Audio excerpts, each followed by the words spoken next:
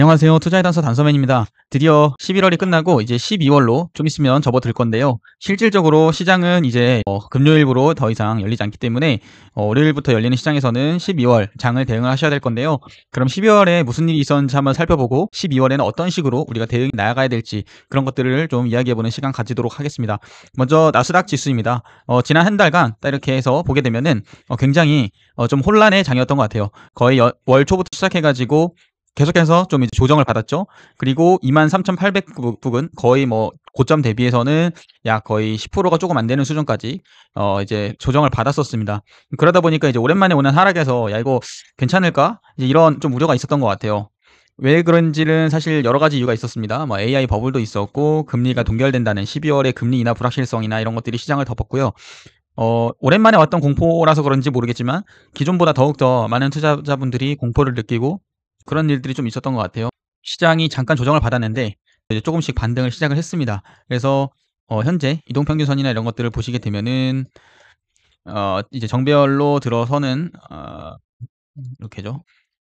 이동평균선이나 이런 것들을 보면은 지금 그러니까 21선은 지금 뚫고 올라갔습니다. 그래서 단기적으로 약간 이제 추세가 확실히 좀 반등되고 있다라고 보셔도 좋을 것 같고요.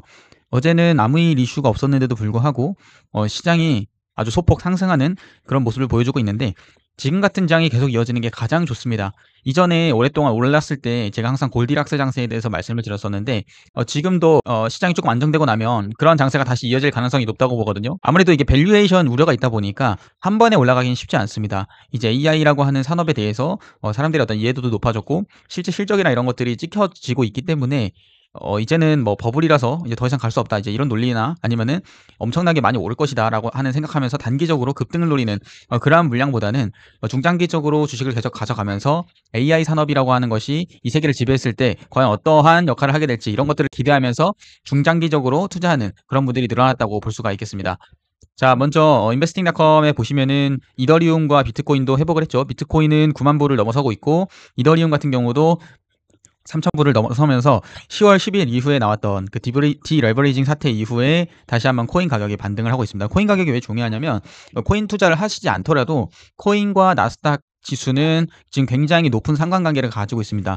오늘 같은 날은 이제 주식시장이 닫혀 있고 코인 시장은 24시간 열려 있기 때문에 365일 24시간 열려 있는 코인 시장을 보면서 어떤 투자자들의 투심 같은 것들을 좀 확인할 수가 있고요. 일반적인 상황에서 이더리움이나 비트코인이 올라주고 나스닥이 올라주는 형국이 지금까지는 계속 지속됐었습니다. 앞으로도 그렇게 계속 될 수 있을지는 모르겠지만 우리가 이런 것들을 좀 선행지표로 활용하면서 앞으로 나스닥이 어떻게 움직일지 이런 것들을 예측하는 것도 상당히 도움이 된다고 보실 수가 있겠고요. 어제 한번 장을 한번 보도록 하겠습니다. 핀비즈에서 제공하고 있는 S&P 맵을 보시면 지금 테크주들 중에서 엔비디아 그리고 최근에 이제 부채 문제 CDS 프리미엄에 대한 우려가 있는 오라클을 제외하고는 대부분의 섹터가 지금 상승 마감한 것을 볼 수가 있고요.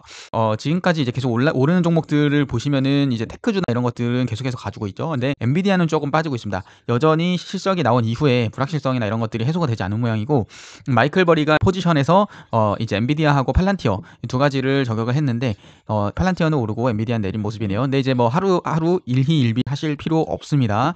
그래서 쭉 가져가시면 되고 사실 엔비디아는 지금 구글에 대한 견제도 있죠. 구글에서 만들고 있는 TPU가 엔비디아의 GPU를 대신할 수 있을 것이다 라는 우려가 있습니다. 최근에 구글이 발표한 제미나이 3.0이 너무나 성능이 좋았습니다. 그러다 보니까 TPU를 가지고서도 충분히 엔비디아의 GPU를 사용한 오픈 AI보다 더 좋은 소프트웨어가 나올 수 있다라는 어떤 그러한 우려 때문에 엔비디아는 조금 하락하는 부분이 있었고요.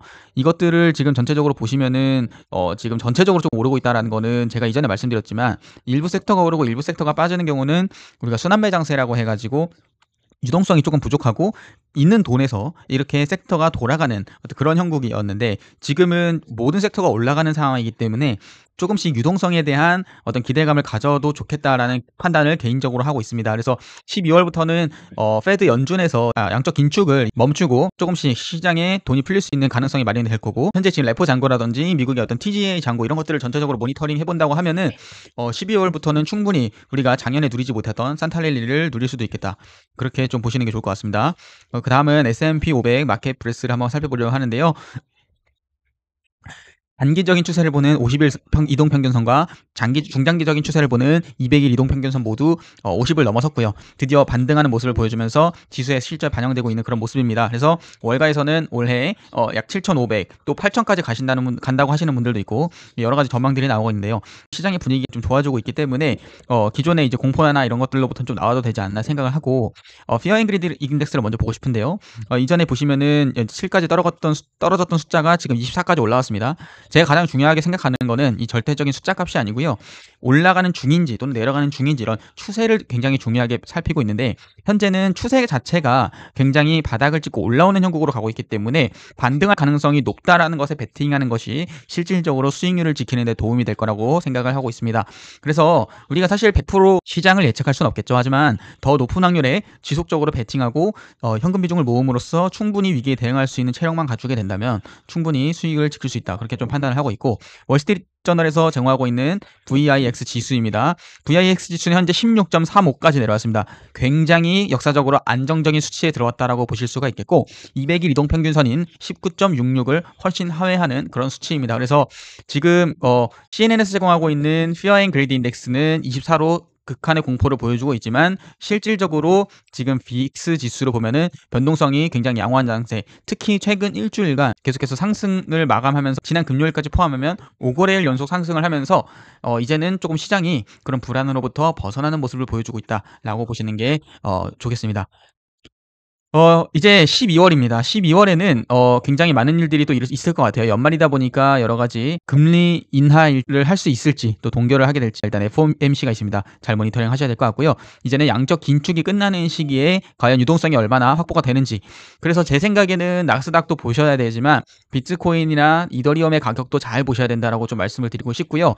여전히 시장에서 아직 해소되지 못한 것들이 있습니다. 예를 들면 엔캐리 청산의 위험성 아니면 뭐 어떤 CDS 프리미엄에 대한 이슈, 사모펀드에 대한 이슈, 그리고 금리도 역시 여전히 동결이 될지 불확실한 거는 여전히 마찬가지고요. 하지만 인하가 된다고 하는 확률이 금융수합 시장에서 현재 80%를 훨씬 넘어가고 있기 때문에 금리가 인하된다고 생각하는 방향으로 여러분들이 대응하시는 게 훨씬 더 맞겠다라고 말씀을 드릴 수가 있겠습니다. 12월은 역사적으로 산타랠리가 진행되는 달입니다. 그래서 산타랠리가 진행될 때 여러분이 올라타시려고 하면 충분히 주식을 보유하고 계신 것들이 필요합니다. 그래서 충분히 주식을 보유하실 때 역시 제가 항상 강조드리는 현금 비중, 그래서 현금 비중을 얼마나 가져야 되냐 하시면 30% 정도는 무조건 가지고 계시는 게 좋다고 말씀을 드리고요. 특히나 지금 바닥에서 이렇게 올라오는 상황이기 때문에 지금은 올라가면서 30%를 확보하는 것도 좋은 방법입니다. 한 번에 매도를 해서 충분히 수익을 확정하시는 것도 좋겠지만 그렇게 하면 수익이 조금 줄어들 수 있기 때문에 더 가장 효율적인 방법으로 항상 분할 매수, 분할 매도 하시고 현금을 보유하셔라, 그렇게 말씀을 드리도록 하겠습니다. 여러 가지 지표들이 계속 나오고 있습니다. 지표들 살펴보셔야 되겠지만 제가 가장 중요하게 생각하는 거는 이런 매크로적인 어떤 경제 이슈보다도 개별 기업의 실적이 너무나도 중요합니다. 아시겠지만 시장 지수가 올라가도 많이 수익률이 올라가는 그런 종목들이 있거든요. 근데 그런 것들을 굉장히 잘 보셔야 된다고 볼 수가 있고, 내가 산 곳들이 안 오르게 되면은 어떤 마음을 가지게 되느냐, 이제 말 그대로 포모가 옵니다. 나도 돈을 벌고 있지만 옆에서 2배, 3배 또는 5배, 10배 돈을 벌고 있다고 했을 때 사람은 그걸 견디기가 굉장히 어렵거든요. 그래서 그런 것들을 그냥 나에게 이번에는 기회가 오지 않았다, 그렇게 생각하시고 조금 마음을 편히 가지시고 포모를 가지시기보다는 내가 자산을 지키는데 조금 더 집중을 하시면 더 좋을 것 같다라고 말씀을 드리고요. 워렌 버핏도 결국에는 원칙 2가지를 세웠죠. 하나는 돈을 잃지 않는다. 원칙 1을 잊지 않는다 였습니다. 그래서 여러분들도 가진 어떤 현금을 잃지 않는 데 조금 더 집중하실 필요가 있다, 그렇게 말씀을 드리고요. 오늘 방송은 여기서 마치고 지금까지 시청해 주셔서 감사드립니다. 12월도 성공적인 투자 이어나가시길 바라겠습니다. 저는 네이버 블로그 투자의 단서를 운영하고 있습니다. 오시면 많은 개별 종목에 대한 이슈, 그리고 주요 시황에 대한 뉴스들 정리해서 올려드리고 있으니 많은 참고해 주시길 부탁드립니다. 오늘도 좋아요와 구독, 영상이 좋으셨다면 꼭 부탁드리겠습니다. 고맙습니다.